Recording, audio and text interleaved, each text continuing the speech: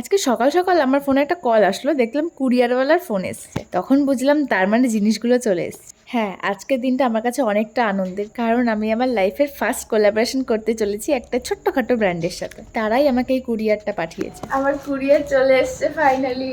ঘুম কাটেনি আমার এখনো ঠিক করে, কুরিয়ারটা চলেও এসছে। দাঁড়াও বলছি কুরিয়ারে কি আছে। এই দেখো, এই দুটো শাড়ি আমাকে পাঠানো হয়েছে ব্র্যান্ডের তরফ থেকে। একটা শাড়ি শুট ভাবলাম আজকেই করে নেবো, কিন্তু তার আগে আমাকে একটু নিপাতে বাড়ি যেতে হবে। আমার সাইকেলও নিয়ে গেছে, এখন আমাকে ওই সাইকেলটা আনতে যেতে হতো। তোকে জীবনে সাইকেল দেবো না আমি। নিপাতে বাড়ি যেতে যেতে রাস্তায় নেমে গেছিল ঝেবে বৃষ্টি, আর আমি ওদের বাড়িতে গিয়ে আটকা পড়ে গেছিলাম। তারপর বাড়ি আসলাম, দেখলাম ওয়েদারটা বেশ ঠান্ডাই আছে, তাই ভাবলাম আজকেই করে নেবো শ্যুটটা। তাহলে তাই আর কি, স্নান টান করে খাওয়া দাওয়া সেরে আমি রেডি হতে শুরু করে দিয়েছিলাম। আমার বোনের আজকে এক্সাম ছিল, এক্সাম দিয়ে এসে আমাকে একটু হেল্প করছিল এটা করাতে। কিন্তু হ্যাঁ, আমি যখনই সাজতে বসি কিছু না কিছু আমি ভুলে যাবোই আনতে। এটা বুঝি দে না, দে না, দিয়ে দিচ্ছি, নিচেই তো আছে, নিচে গিয়ে দিয়ে দেবো, এখানে করে নি। কানেরটা কিন্তু শাড়িটার সাথে বেশ সুন্দর লাগছে। আচ্ছা, এরকম ভালো লাগছে।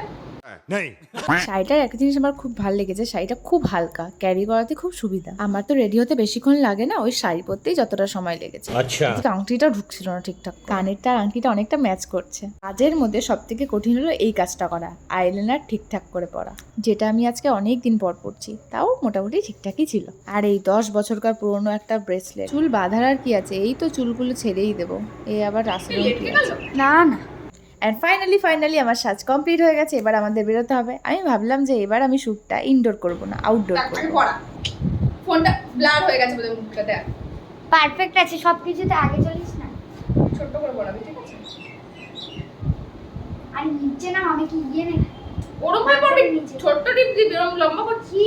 আরে তুই মাথায় আর আমাদের বাড়ির কাছে সুন্দর জায়গা বলতে এক ছিল জলে মন্দির, তাই ভাবলাম আজকে জলে মন্দিরেই না শ্যুটটা করবো। এবার আমি হেঁটে হেঁটে যেতে পারবো না, তাই আমি আমার ভাইকে বললাম চ তুই আমাদের সাথে। তাই আমার ভাই আমাদের সাথে গেছিল আমাকে সাইকেল করে নিয়ে।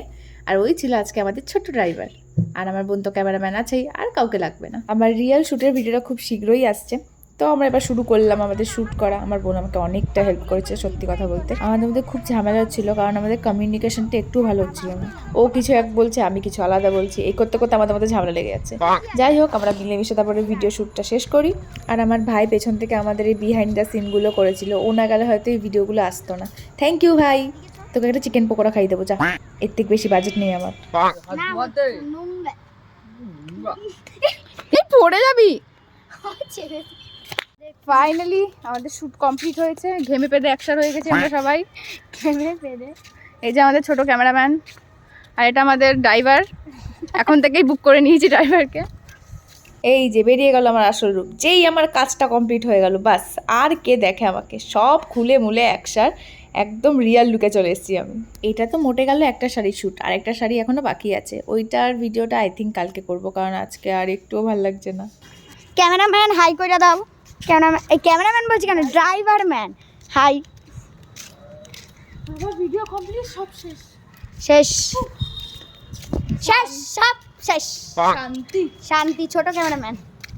তো টাটা, দেখা হচ্ছে পরের ভিডিওতেই।